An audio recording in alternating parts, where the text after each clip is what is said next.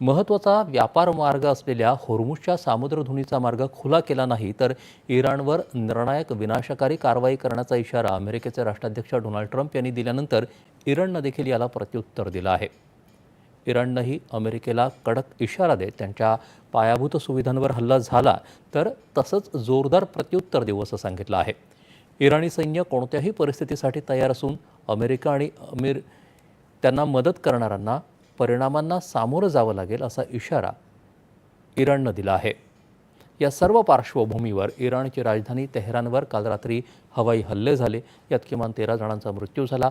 रात्रीच्या वेळी झालेल्या या स्फोटांमध्ये अगदी कमी उंचीवरून उडणाऱ्या लढाऊ विमानांचाही आवाज येत होता। हे हल्ले नेमके कुठे करण्यात आले हे अद्याप स्पष्ट झालं नाही। दरम्यान ओपेक देशांनी काल दूरस्थ माध्यमातून बैठक घेतली आणि मे महिन्यापासून दररोज 2,06,000 बॅरल्सनं तेलाचं उत्पादन वाढवण्यावर सहमती दर्शवली। पश्चिम आशियामध्ये सुरू असलेल्या संघर्षाच्या पार्श्वभूमीवर जागतिक बाजारपेठा स्थिर करणं हा या निर्णयाचा उद्देश आहे। पश्चिम आशियातील संघर्ष अत्यंत तीव्र झाला आहे। इराणच्या IRGC म्हणजे